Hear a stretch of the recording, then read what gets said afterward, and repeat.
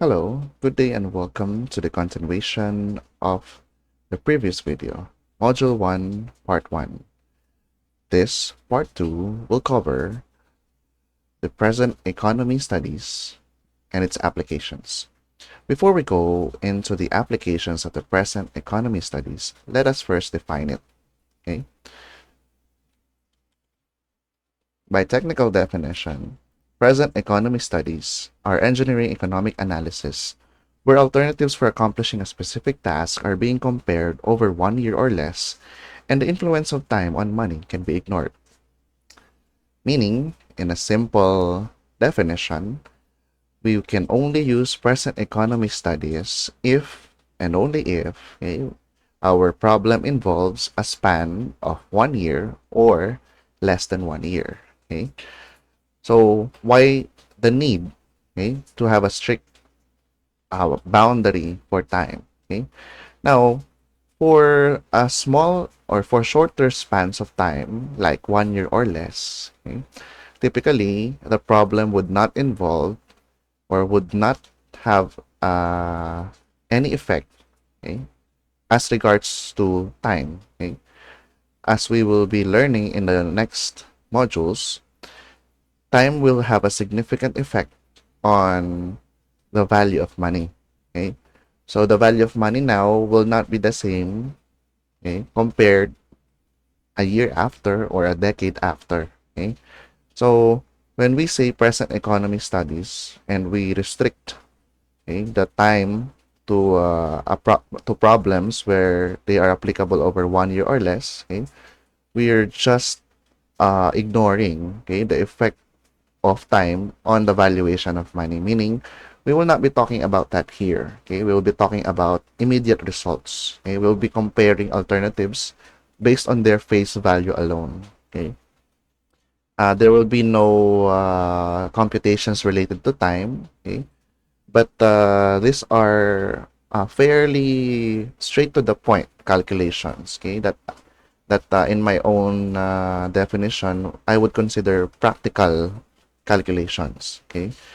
Or what can we say about that? Like freestyle calculations. Because there are no definite solutions to this one. But we'll be learning some techniques as we go along the different applications.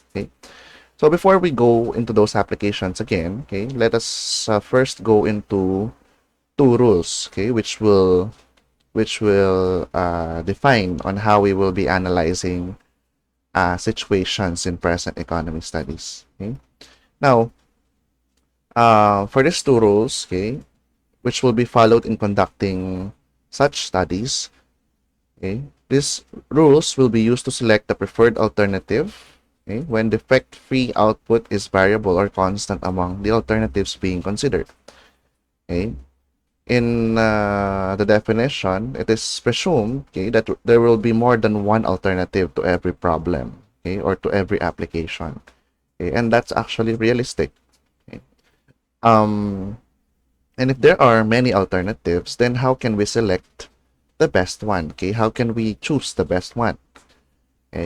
Now, enter these two rules. Now what are these two rules? Let's go to the first rule. Rule 1. When revenues and other economic benefits are present and vary among alternatives, choose the alternative that will maximize the overall profitability based on the number of defect-free units of a product or a service produced. Meaning, when there are multiple alternatives to a certain application or to a certain problem, it is a no-brainer that you will be selecting the alternative which will give you the highest profit among all of the alternatives. This is, of course, with the assumption that that the others that the revenue from other options will have variations. Now, of course, you will be asking, what if there are different options? Yes, but the revenue will be the same for every option. Then enter rule 2.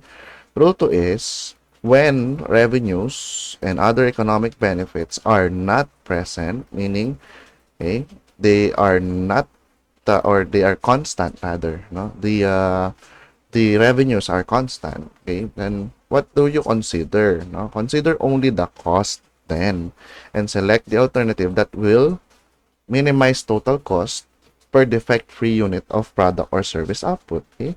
So to simplify these two rules, okay, for the first rule, you will be choosing the option which will give you maximum profit. Okay? You remember the uh, characteristics of solution to engineering problems. Okay? If you remember, diba, it should translate profitability as the bottom line. Okay, that's how we define one of the characteristics. Okay, now for the second rule, okay, if all of the profit or if profits from certain alternatives are equal, then don't use profit as a basis for selection.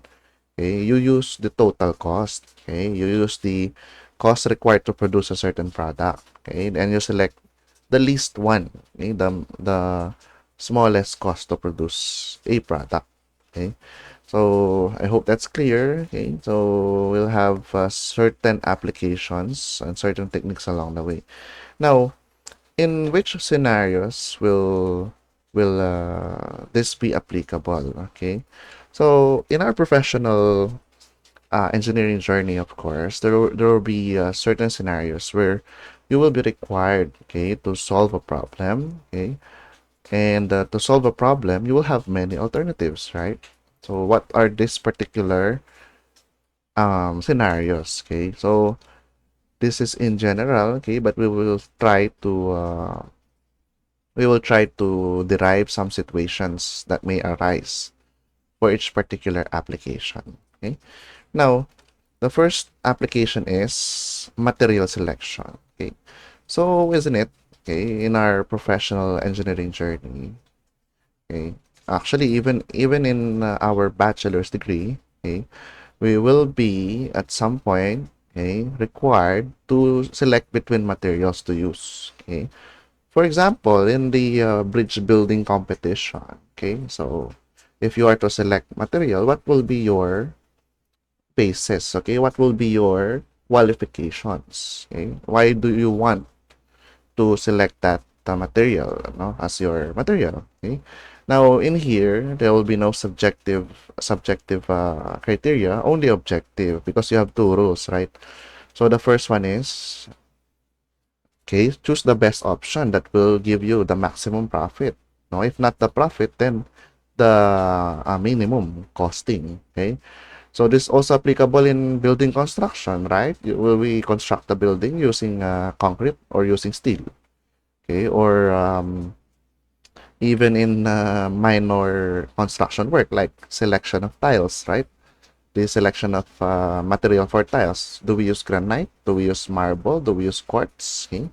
Do we use plain cement as the flooring? Okay, so these are particular scenarios where we'll be required to select a material. Okay, so in material selection involves selection among materials available that will result in the most economical product and give the best results. In producing a certain product, there are often two or more materials that can be used, each capable of meeting the required quality. Yun, no? That is important.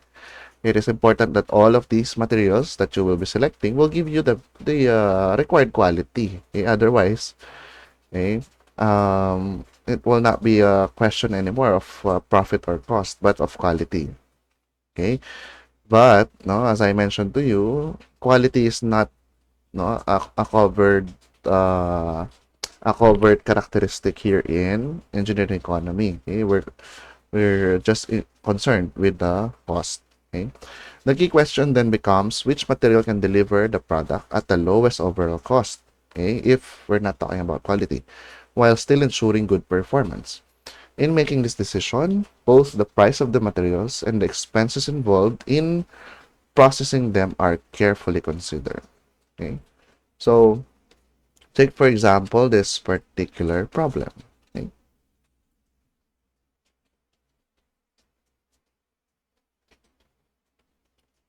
We have example number 1 for material selection. A certain mechanical or a certain machine component can be manufactured either from aluminum alloy or from steel. An order of 8,000 pieces must be completed. The cost of steel is 380 pesos per kilogram, while aluminum is 870 pesos per kilogram. Each piece made of steel requires 110 grams, while each piece made of aluminum requires 30 grams.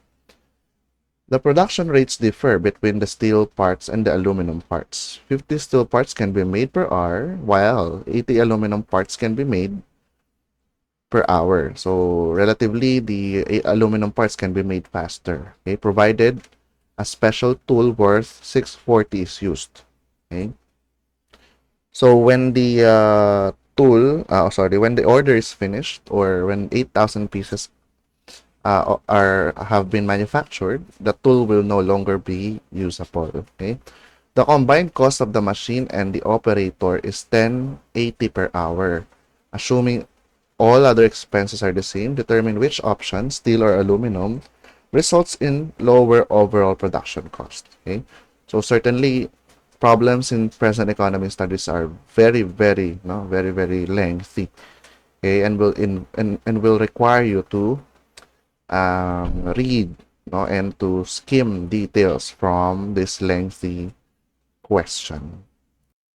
Okay, so now how do we solve this particular problem? Okay, so one of the techniques for analyzing these types of problem are, okay, what we call the unit cost method.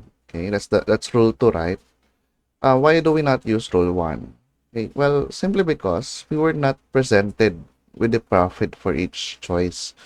We are instead presented with the cost, okay, for each alternative, okay, for the aluminum alloy and from steel.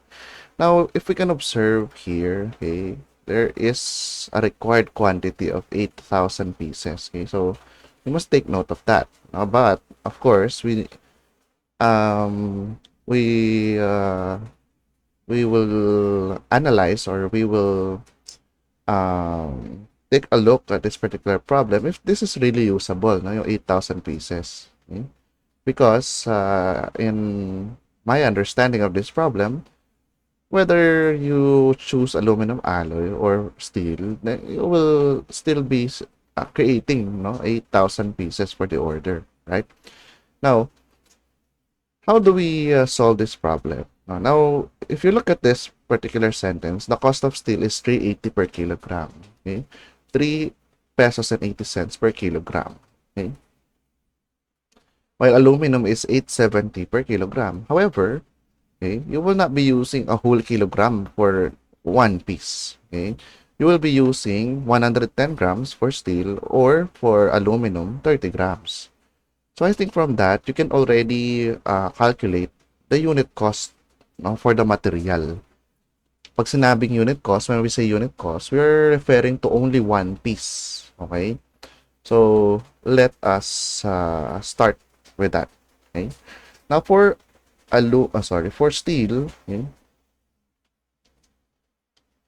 Okay. Sorry. Let me just reduce the thickness. Okay. So from the first option, which is steel, okay. For steel, it says it's 3.80 peso per kilogram. Per kilogram. Now, we will not be using a whole kilogram, as I mentioned, for one piece. We will only be using, okay, 110 grams, which is a portion of this one. Meaning, so we'll be using 110 grams, that is 0.11 kg, right? Okay. So since we have the same unit for the numerator and denominator, okay, let's compute it. It's 3.8 multiplied by 0.11. So meaning, we'll be using 0.418, okay, pesos per, ano to, no? 0.11 kilogram per piece ito, right? So you cancel kilogram, you get 0.418 per piece. So this is the price material cost, no, for steel. How about for aluminum? Okay. For aluminum, okay, this will be 870. So following, no, the same calculations, okay, times this one is 0.30 grams only, okay? So that is 0.030. So this will give us how much? 8.70 times 0.030. That is 0.261, okay? Peso per piece. So from this particular one, we can now see which is cheaper, right? Steel or aluminum. But there are other factors to take into account, okay? So the production rate, okay, can also differ. All right. So 50 steel parts can be made per hour, okay? While 80 aluminum parts can be produced per hour, provided a special tool worth 640 is used. So, saan yung 640? So, 640 will be used for, would it be for the steel or for the aluminum? Now, it may not be easily understood, but in this particular problem, okay, this 640 pesos is only usable for the 80 aluminum parts. Okay, this means that the justification is that, yes, no, 50 steel parts can be made, but for the aluminum parts, 80 can be made, okay, provided that you use this certain tool. Meaning, the aluminum parts can be made faster, provided that you use this tool worth 640, okay? Now, as what we have done with the material cost, okay, for the production cost, we will still be employing that technique or the unit cost method, okay?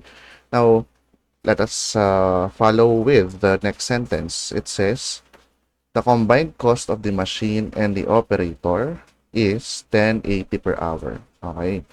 So, the production cost will be 1080 per hour. Okay. But how many parts can be made per hour? Okay. So, is it true that it is 50 for steel and 80 for aluminum parts? Okay. So, if this is 10.80 per hour, all right. And how many parts per hour can be made? So, in 1 hour, okay, in 1 hour,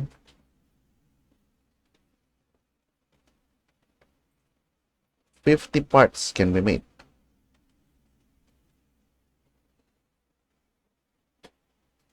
50 pieces.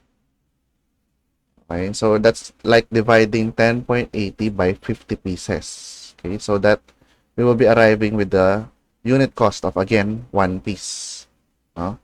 So, how much is that? That's 10.80 divided by 50.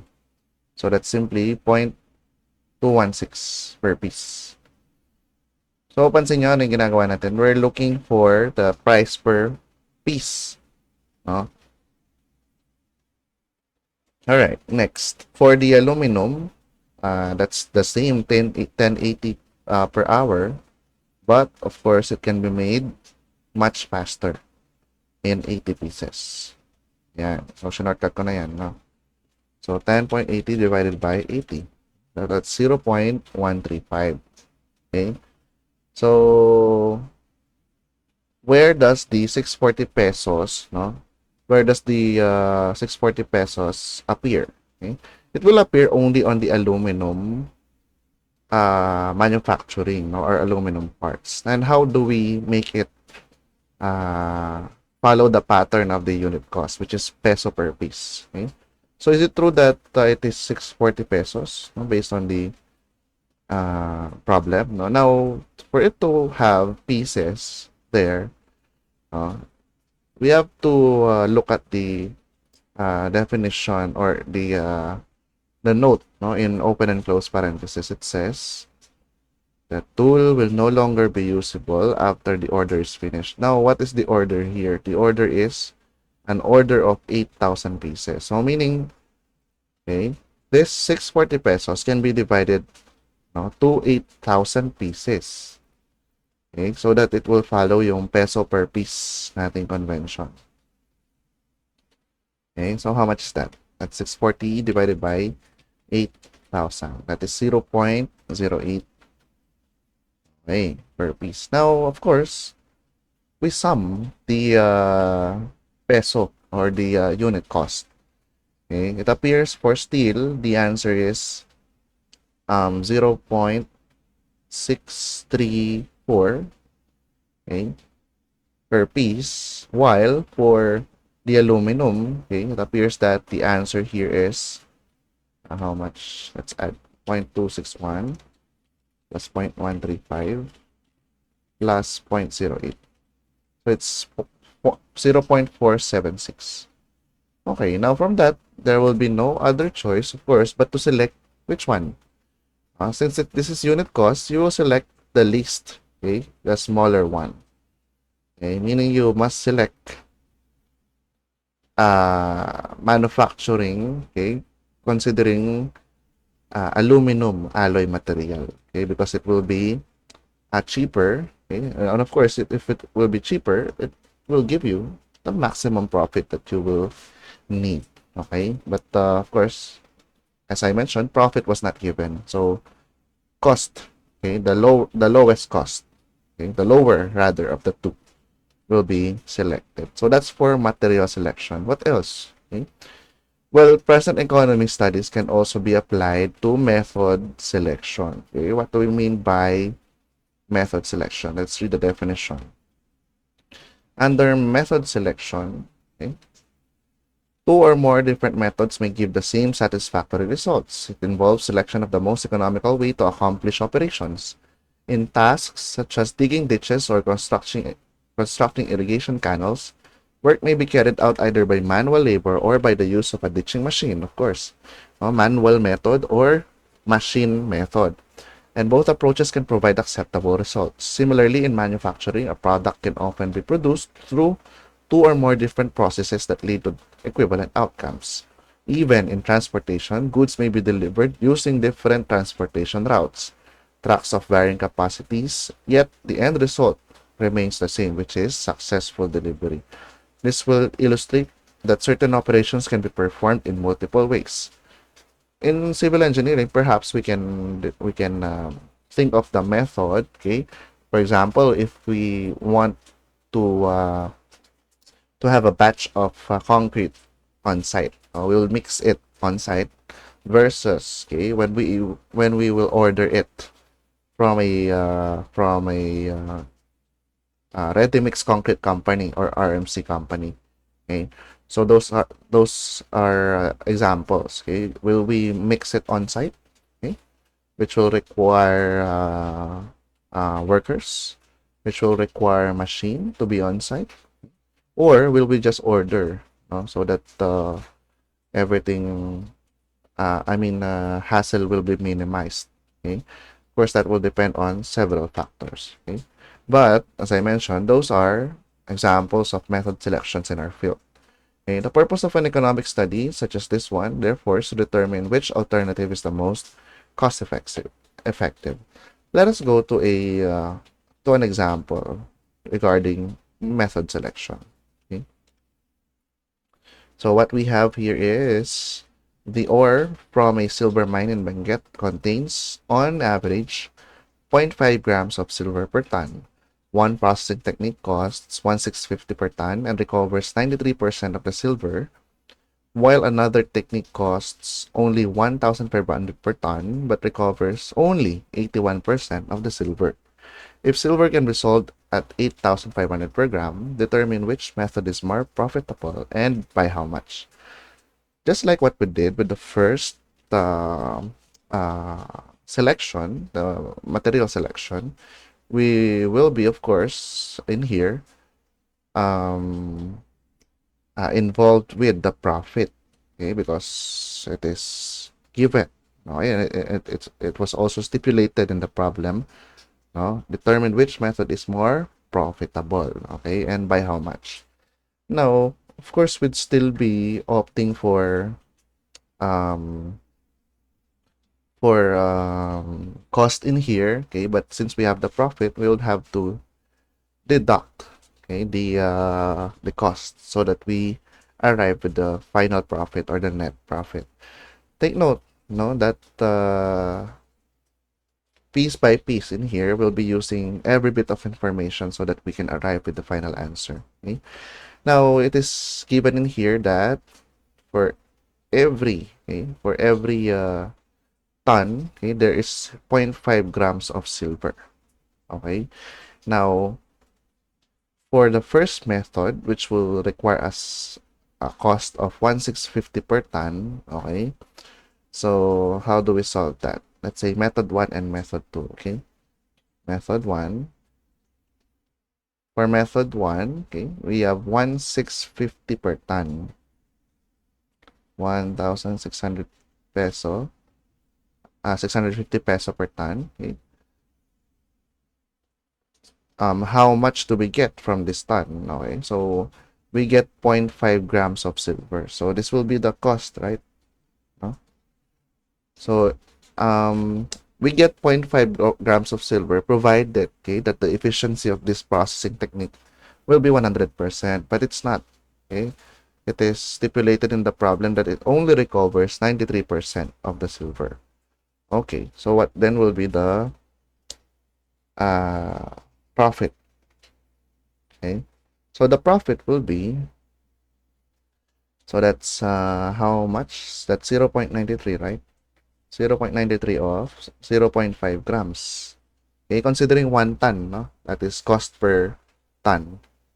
So 0.93 times 0.5 times how much can we sell silver? That is 8,500 per grams.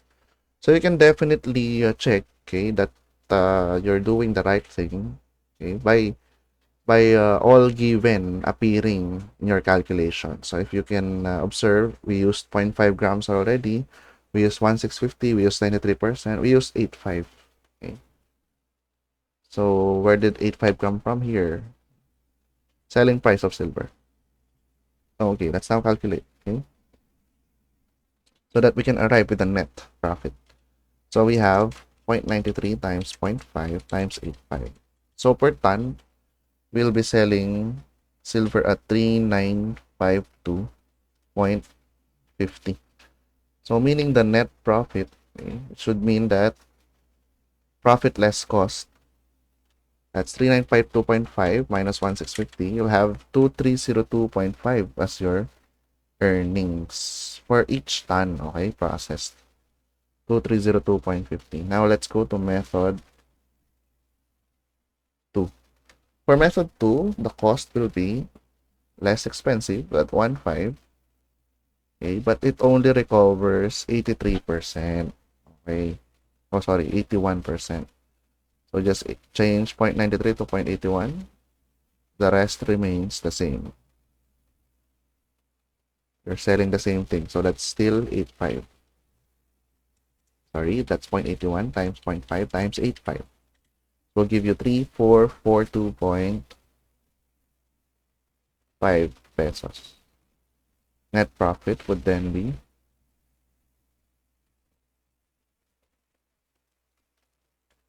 minus 1.5. That's 1942.5. So it is obvious which is the best method to use, which is method number 1, because the net profit is larger. Okay. All right. So pretty straightforward, right? We just somehow perform, or we just calculated on freestyle manner. Okay. Of course, you would not be expected to get this on your first encounter, but as what you have been observing, okay, I am only solving this out of the 2 rules that I mentioned. Okay, so it's either the profit, okay, the net profit, or the cost is involved. Okay, so that's it for method selection. There are many more, so you'll have your chance to understand if you don't yet understand it. Next one is the design selection. Okay. So far, we have material, we have method, next is design. The design to be selected must be best suited for the work to be done with particular care being given to the one which will do the work with utmost economy. For example, in planning a civil engineering project such as a building or roadway, the engineer often prepares multiple design alternatives, even in minor details, like tile work or countertops, where you have to select the design. Of course, even more in the design of structures, like uh, uh, as mentioning here, a building or a roadway. Okay? Now, through evaluation and elimination, the option that best fits the project requirements is chosen, with special aspect of quality and cost efficiency. Similarly, in preparing site structural plans, engineers select that not only meet technical standards, again, technical standards will cover quality, okay, but also provides the greatest benefit and appeal to the community itself. Okay? To better understand, here is the example select.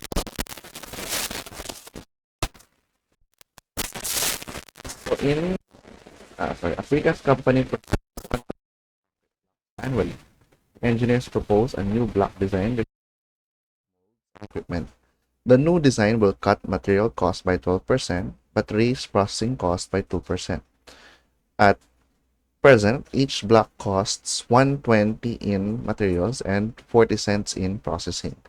Determine the maximum amount the company can invest in the design preparation and equipment modification if the investment is to be recovered within 1 year. Okay. So the question is a matter of investment. Okay. Now, where do we get this investment? Of course, no, we first need to understand the problem. Yung problem natin will involve a change, okay, in the somehow the recipe of this concrete block. Okay, so in adopting this recipe, it will cut material cost by 12% and the processing cost by 2%. Okay, so how much, by the way, does it cost at present? Okay, so to simplify, each block cost 120 and 0.40, so that's 160, right? 1 peso and 60 cents. Okay, that is the let's say old cost of production. So that is 1 peso and 60 cents because 120 and 40 cents. Okay. Now, back to the question, where do we get the amount that we can invest? Okay. Now, think of it this way. Okay. If we adopt this new design, okay, we will be saving on material cost by 12%. Okay. Surely that is bigger than the 2% processing cost increase. Okay. And considering that 1 peso and 20 cents is the material cost, that is significantly higher than zero point 0.4. So, um, well, where do we get the investment? No, we will get the investment from our savings. Okay, so let us do that. Okay, so in creating 1 million concrete blocks, okay, how much do we get from this one? So that's 160 times 1 million. Okay. How much is that? That is 1,600,000, I think. 1,600,000. Okay. Now, what about in the next one? Okay.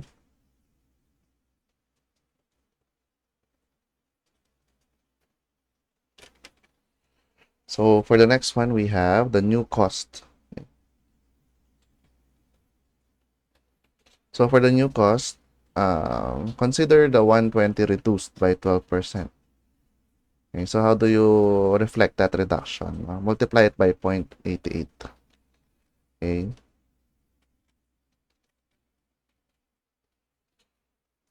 1 times 1 million, of course. Okay. okay, plus the zero point 0.4, okay, processing cost.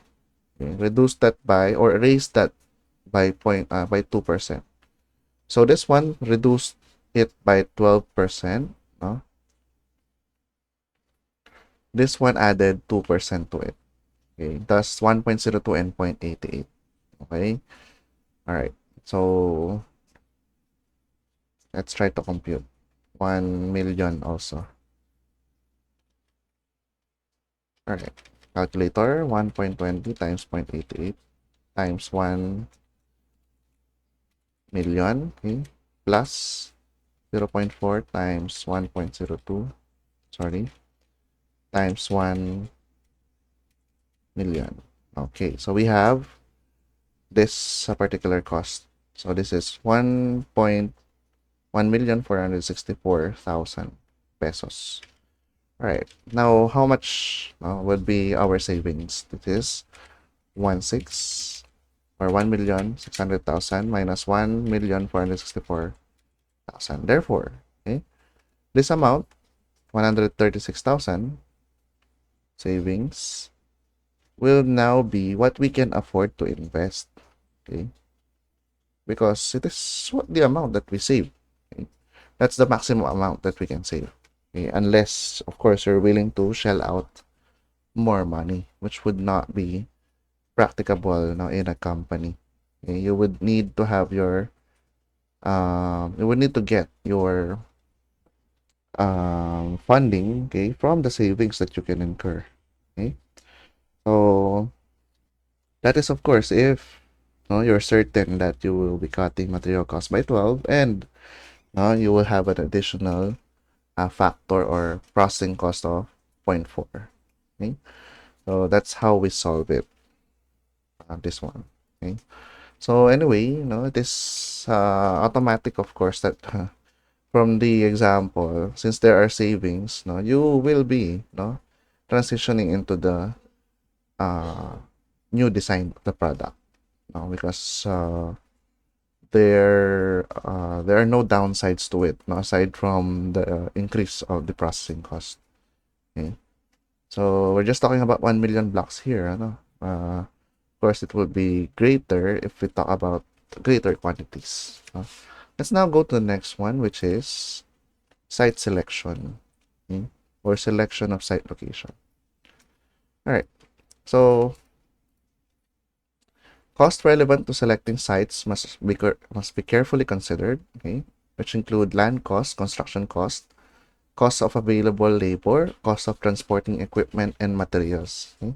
This is especially true if in civil engineering course, since for different regions or for different locations, there will be a set standard, let's say for labor, no? Or for labor cost, meaning what may be the cost of a foreman in Tarlac may not necessarily be the same when in Nueva Ecija or in Baguio. It may be cheaper or it may be more expensive. Of course, you would carefully need to consider those, okay? And other factors which are related to site location. So, sample, when selecting a site for a factory, several considerations must be weighed, no, and scrutinized, such as land value, construction expenses at other locations, and availability of skilled workers in the vicinity. So, if you want, you can transport, right? You can get skilled workers from one region and then you transport them into the job site. Okay, that's also a strategic move, but of course, it will require the provision of number one, transportation. Number two, board and lodging, of course, since you will be transporting them from away from their homes. No? So that's one thing to consider. Likewise, in projects like highways or dams, the placement of a borrow pit greatly influences the cost of transporting earth materials. In such situations, an economic study should carefully account, and consider all relevant factors that could affect the overall cost of the work. Okay. Example. Let's have two examples. All right. For this particular problem, following all government housing standards, The employees' union of a company must choose between two potential sites. Each measures 18 hectares of raw land. So it's not a matter of which is larger because they are the same. For site 1, okay, it is a single privately owned parcel priced at 20 peso per square meter. Okay, so siguro hindi profit dito kasi cost din siya, no? Total cost. A roadway network, including an access road, 4,000 meters long is required. Okay. So let us consider all costs for site 1. Okay, for site 1, no? So we have the land cost. Land cost or LC. Okay. So land cost is if we are given 180,000 or if the lot is 180,000 square meters, priced at 20 pesos each. So you'll be arriving with 3,600,000. Okay. And if a road network is required, that is another cost. So since 4,000 is required, and each meter of that road is 110, so this may be 440,000. Okay, if I'm not mistaken. Yeah, okay. And it will also involve a fixed amount of 60,000 for subdivision, no, or subdivision cost, repartition cost, and grading into 320 house lots. Ayan. So that covers 60,000 covers that. 32,000 for hollow block fence. So still a constant one. Bringing the total to how much for site 1? 3,600,000 plus 440,000 plus 60,000 plus 32,000. That's 4,132,000 pesos for site 1 alone.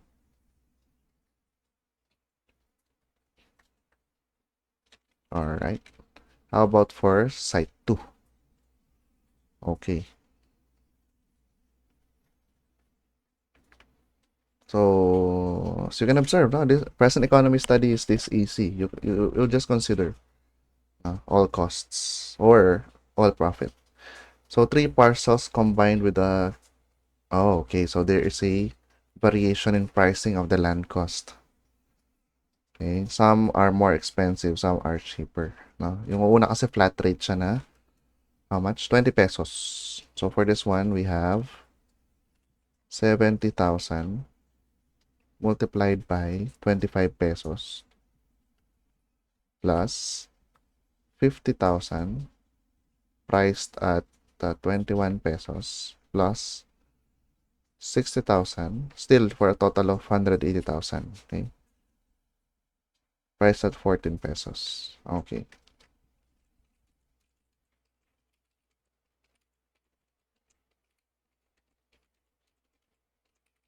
Okay, so we have 3,640,000.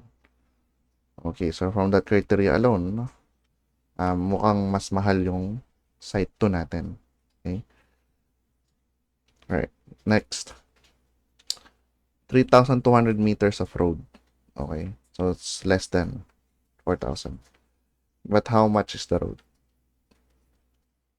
It is only 100 pesos.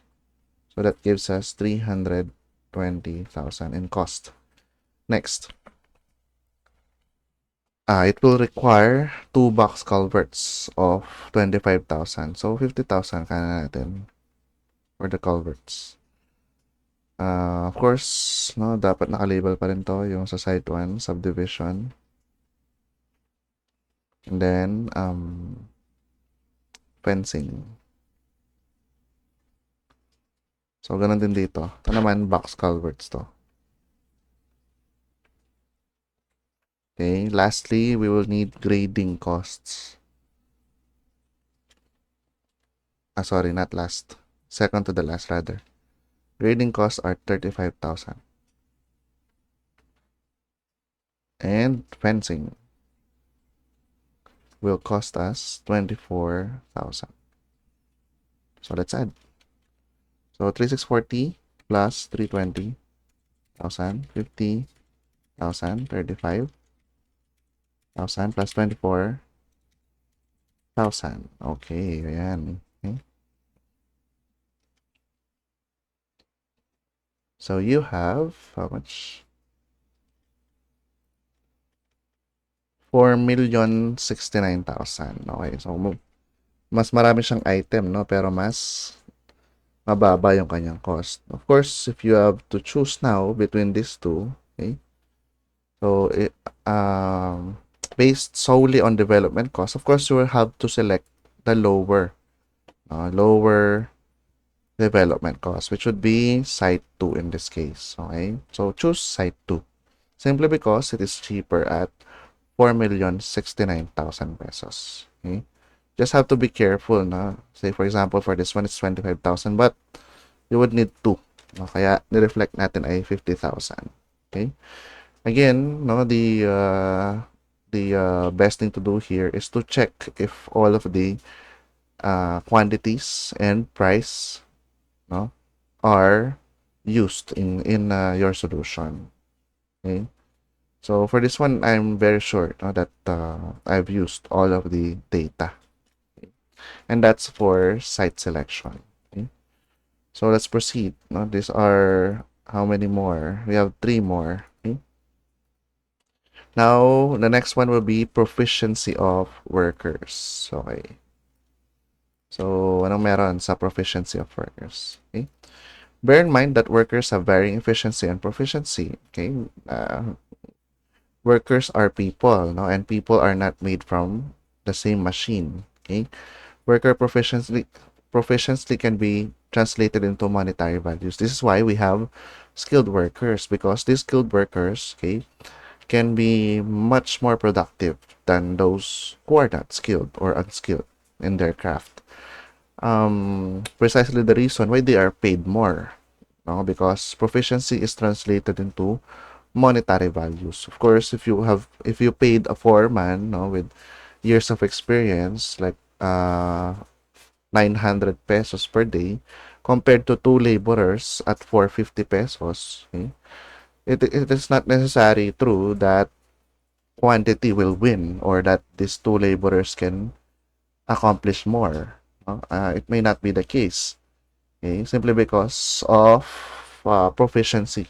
Okay? It may be the lack of experience or techniques, okay? Or knowledge. No? But you get what I'm talking about. Okay? So let us solve it. All right. Sorry. In industrial operations, where the efficiency of workers is a factor affecting costs, it is usually observed that workers have varying efficiencies. Where the proficiency of workers can be translated into monetary values, efficient and diligent workers are paid in higher wages. Okay? So this should be, of course, the golden standard, no, when hiring workers. The productive workers should get more, no, while less productive workers should get the minimum, okay, or even be removed, no, from work if they provide little to no help.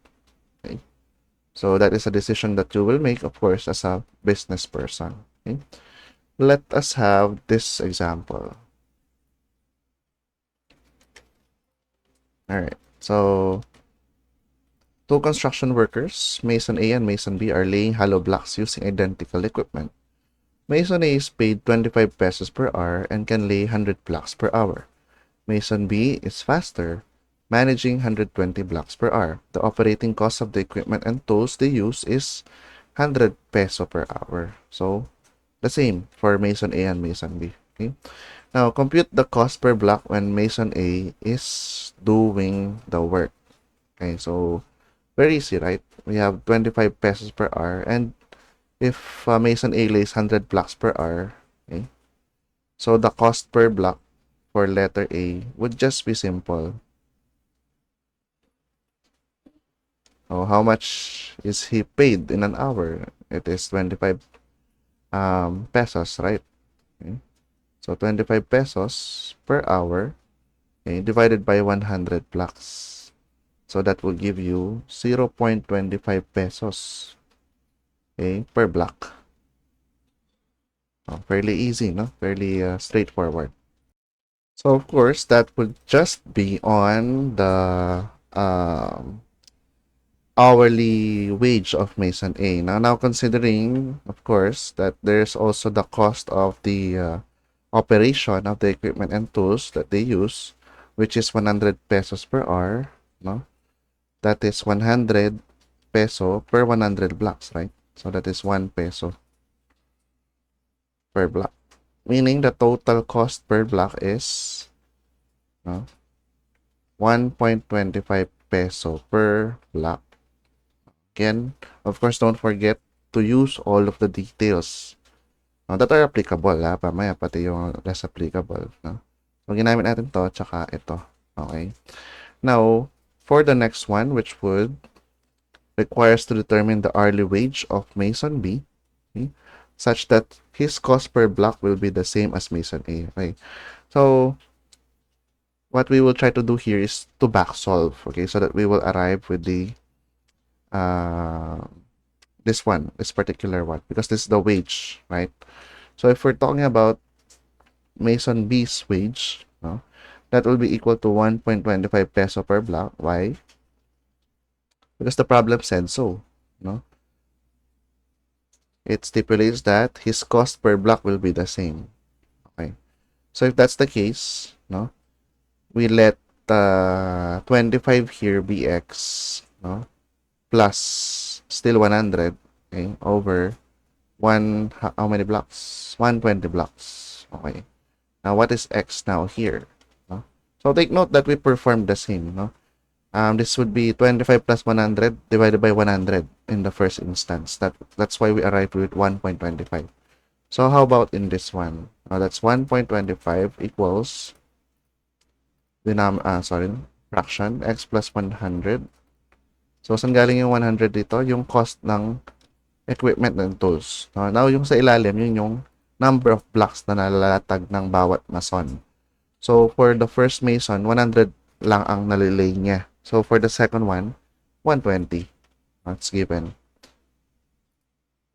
Sorry, press shift solve. This will be equal now to 50 pesos per hour. So, that's the recommended hourly wage of Mason B. So, you see, just a 20% increase in efficiency can land you with double the wage. Okay, so Mason A is paid 25 per hour, and Mason B will be paid 50 pesos per hour. Okay, because of just 20 blocks increase per hour. Okay, so I hope you understand how we solve this particular problem. Let's now proceed to the next one.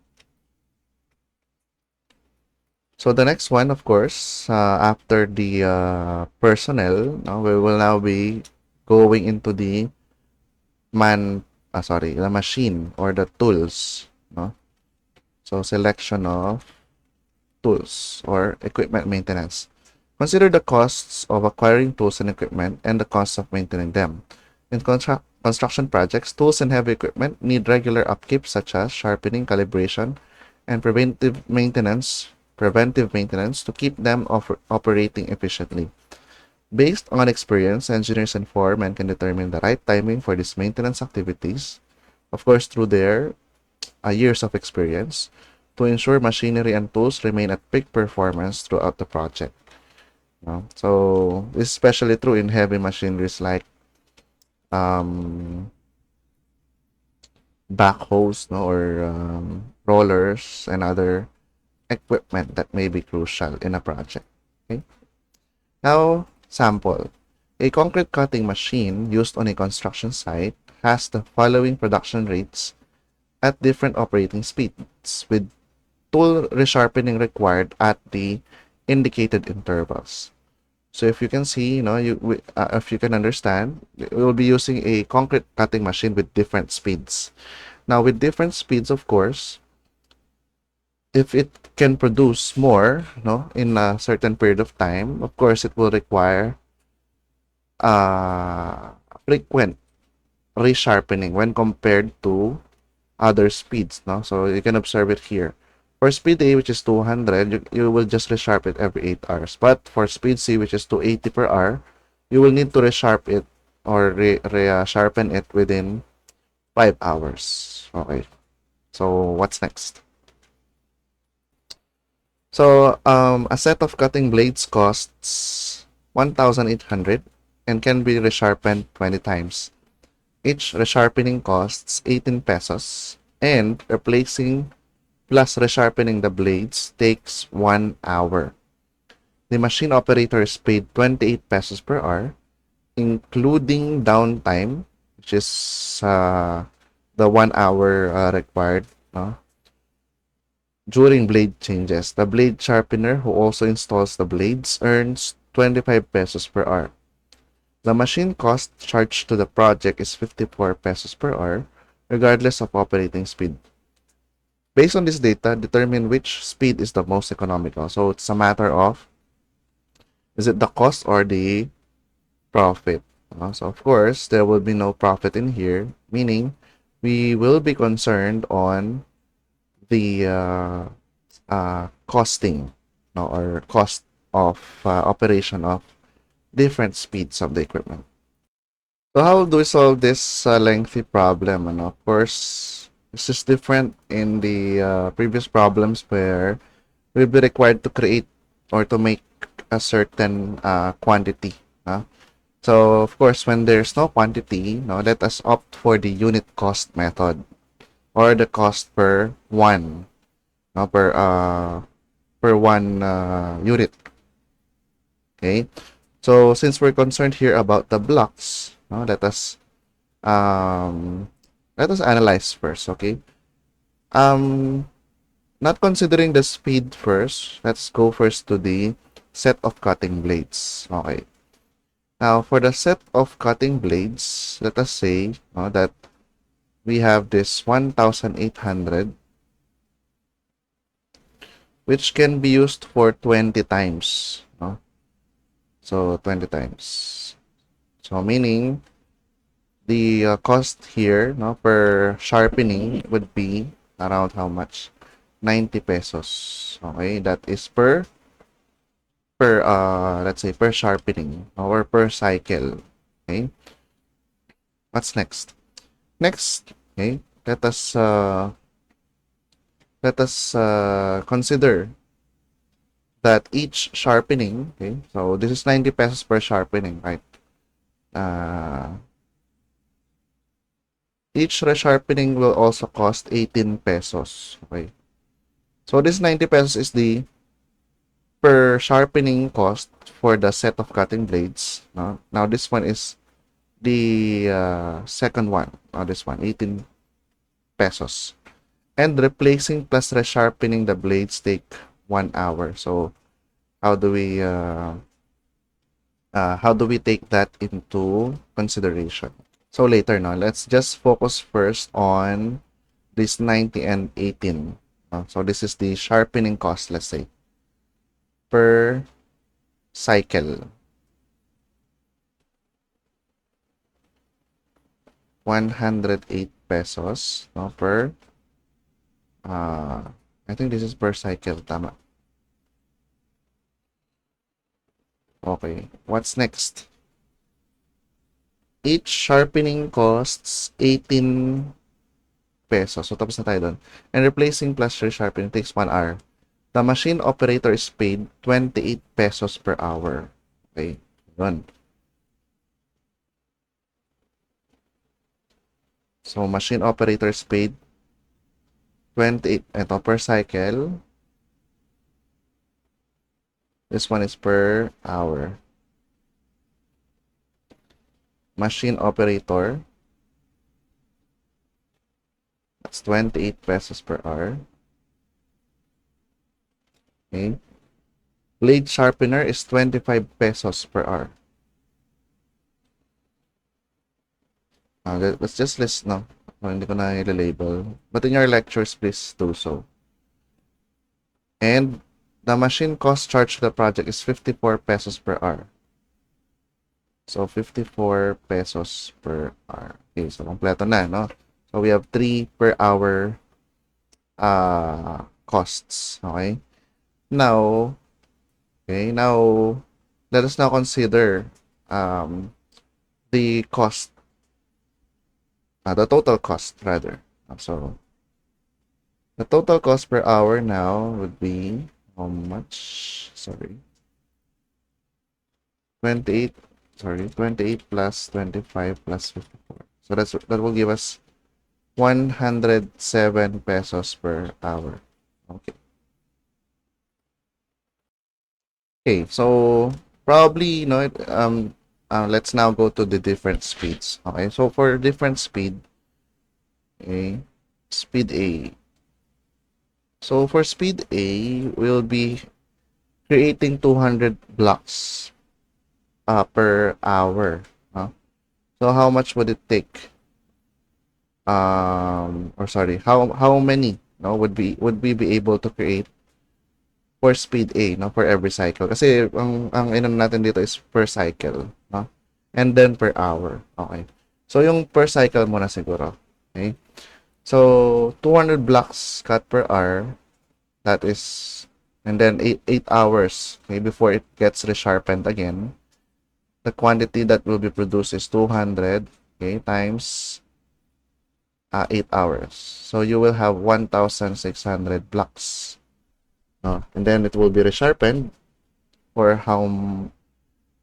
for how many? No? So you have 16 blocks. The cost per cutting would then be how much? So you have 107 pesos per hour. This would be the downtime cost. No? The maintenance cost is 107 per hour. How about the cutting? Cutting is how much? 54 pesos also per hour. So again, this is sharpening.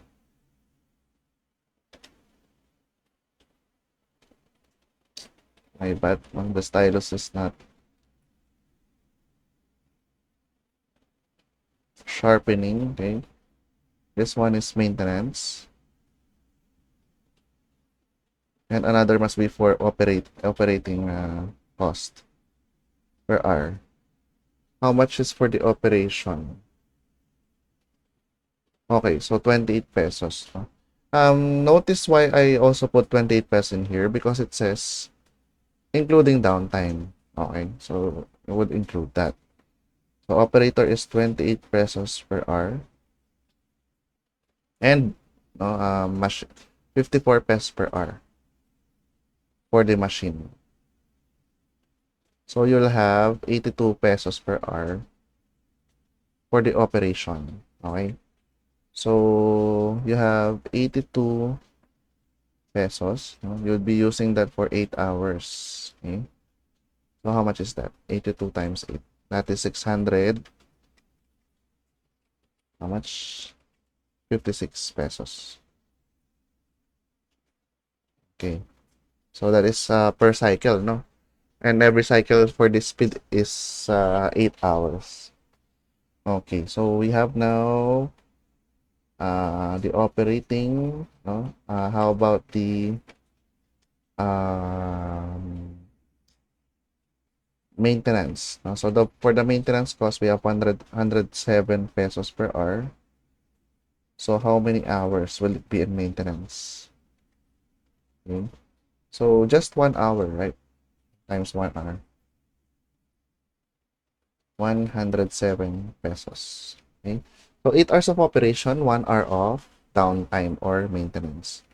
And then the sharpening. Do we still have to put the sharpening?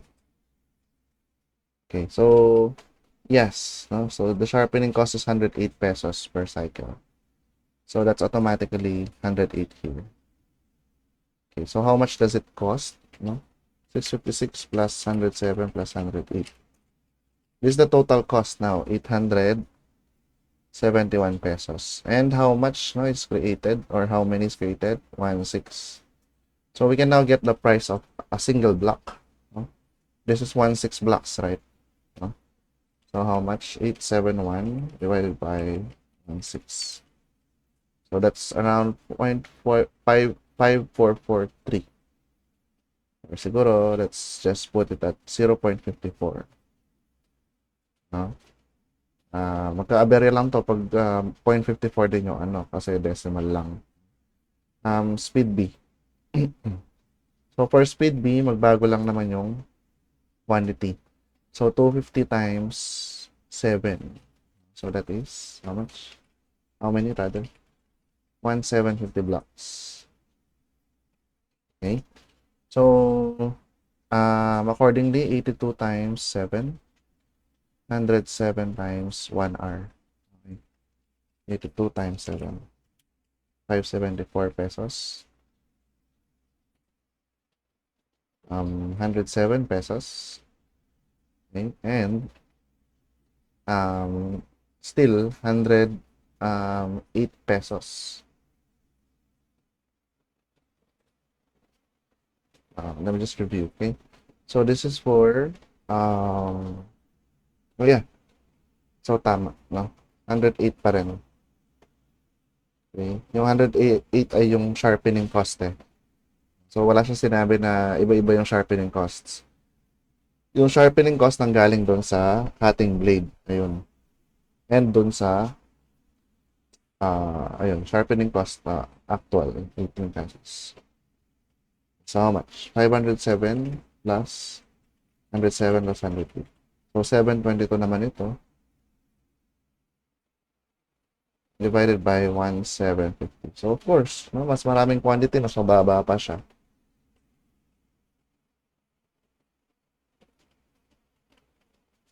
Let me just check first, okay? So 574 and then 107 and then 108. Oh, 574 plus 107 plus 1. 789. My bad.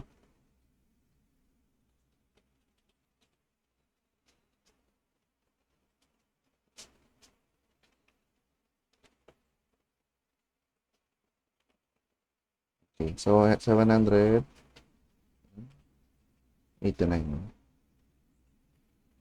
So divide 789 divided by 1,750. Oh. So that is 0.45. Okay. Pesos per block na to no? So mukhang nananalo si B kasi mas mababa. How about speed C? So for speed C, of course, 280 pesos. Nakakagawa lang siya within 5 hours. So that's 1.4. Costing, 82 pesos siya. Tapos 5 hours lang. So this is 410 pesos. Sharpening, still the same, 107. And then, nga ba itong 108? Sharpening cost. Maintenance cost yung 107. Sharpening cost yung 108. 215.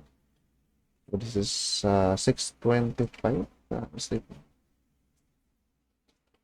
Yes, so 625 pesos. So divided by the quantity 1.4. So which is better? 0. Ayun, medyo parehas lang. 0.44642. Mas yung kanina, 0.4509. 0.86. 59 decimal pa para. Okay, so which is better? So mas maganda si speed C at 0.44643 peso per block. So the explanation in here is that even though speed C requires a more frequent blade changes, the higher cutting rate reduces fixed labor, kasi malaking bagay yung 'di ba, yung labor cost at machine cost. I mean yung dito sa costing natin yun yung 82 pesos. So ayan. Okay, so anyway, that's it for this particular selection. We have the last one, the economy of number of workers. So what's it about? When we say economy of number of workers, this has already been explained or cited in your law of diminishing marginal returns, meaning that there's only an optimal number of workers that may be productive. No, it is not necessarily true that increasing the personnel will effectively translate into more productivity. So there is only a let's say a perfect workers which will translate into more productivity. No? So this is especially true, of course, no, with regards to several factors. For example, no, if you have placed different or if you place a number of cooks or chefs in a small kitchen, no, will that actually increase production? No, I don't think so. Okay? So probably three or four, no, would perform better than if 10 are added to it. No, parang ganun. Okay? Anyway, now to better understand, here's our example. So a civil contractor, again, this is all related to our course, has a project scheduled for completion in 100 days. Currently, 80 laborers are assigned, but at their present pace, the job will require 130 days to finish. Of these workers, 50 earn 190 per day, 25 earn 220 per day, and 5 earn 300 per day. In addition, the contractor faces a penalty of 2,000 in liquidated damages for each day of delay beyond the original 100-day deadline. Question: how many more workers must be hired so that the project can be completed on time? Okay. If 5 of the new workers are paid 220 per day and the rest 190 per day, will the contractor save money by hiring additional men to meet the deadline instead of paying the penalties? So you'll be learning this in your engineering management. This is called a crash. Okay, when we say a crash, that's CRASH. If we're constrained with the time, now we can add more workers. But of course, in adding more workers, you get or you spend more money, no, in salary for this number of workers. But of course, that would depend on the penalty. No? So, is it worth it to suffer 2,000 per day for 30 days? That's around 60,000, ano? Or is it worth it to put that amount into increasing the number of workers so that you meet the 100-day deadline, no? And probably save a few peso, no? So which is which? No? So let's answer the first one. Okay. So how many more workers must be hired? Okay, that's the first question. All right. So how do we solve this particular problem? So to solve this particular problem, of course, we'll be borrowing a concept in engineering management. Okay, we have what we call the concept of a man day. Okay, so a man day, no, will MANDAY. Okay, a man day is like the quantification of a certain job, no, or a certain let's say objective, a certain activity in construction. So for this particular one, we are required to have 100 days. Okay. Now, if currently we have 80 men now working and they will finish in 130 days, now we can get now the answer. Okay.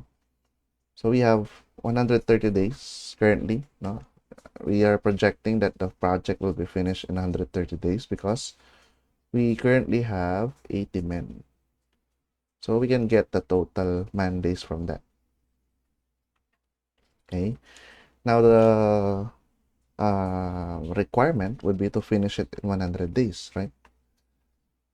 So how many men, no, would that take? Okay. So very simple, right? So that's 130 times 80. divided by 100. Meaning you would need, okay, 104 people, okay, to work on it, so that you can target the 100 days deadline. Okay. So anyway, 104 is the answer to the first question. Now, if we compare the number of workers now, currently you have 80, right? And you to reach the deadline, you will need to hire 24 more. So, letter B, if 5 of the new workers, so ilan ba yung i-hire mo? Hindi ba 24? No, minus 80. So, 24 ang need mong i-hire. So, sabi, 5 daw dito to 20 per day. And the rest, 90, 190 per day. So, how much would you save, okay, by hiring additional men? No? Now, let's first compute the cost of hiring these men. Okay? So, you have 5, which are paid to 20 per day. Okay? Of course, that's for 100 days, right? No? So, assuming that you will 100 days nga ba? So, let me just read. Okay. No? So, okay. So, let's take this one at a time. Okay? So, let us first assume, okay? Kasi ang tinatanong sa atin, we're being asked if how much will we save? Now, what would be the original cost? Meaning, we would not be hiring anyone. Huh? So, the original cost would be, okay, how much? So, we have 50 earning 190 per day, 430 days. Ganyan, ito yan, guys. One. Second one, this one, 25 earning 220. That's 430 days, right? And 5 earning 300 per day, right? Times 300 times 1. Okay. So this is the salary cost. Okay? This is 50 times 190 times 130 plus 25 times 220 plus times 130 plus 5 times 300 times 130. Okay? Total is 2,145,000 in salary. Well, of course, it would not end there because since you finished it in 130 days, you'll be penalized 2,000 each day. So that's 2,000 multiplied by 30 days. You have 60,000 penalty. Total cost is 2,205,000. Now, what would be the cost, okay, if you decide to revise your manpower plan or you increase them? Okay, so you'd have basically the same, no, 50 times 190 times 130, sorry, hindi na siya 130 ngayon, 100 na lang, plus 25, so hindi na 25 yan, 30 na,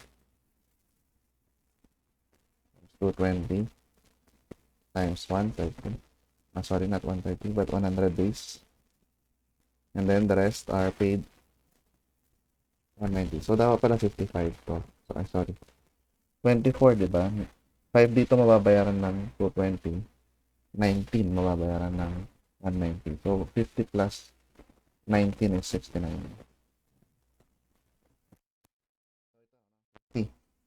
Magiging 69 kasi 19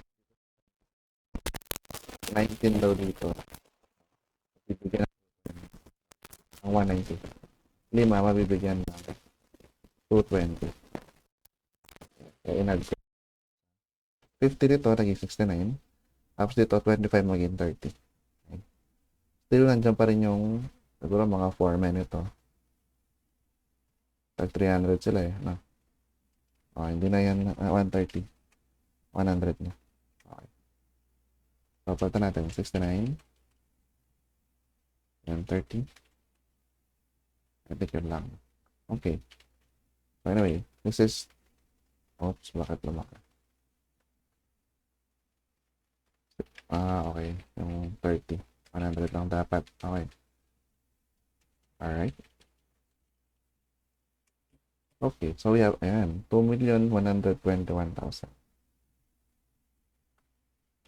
So, bakit wala na yung 2,000 times 30?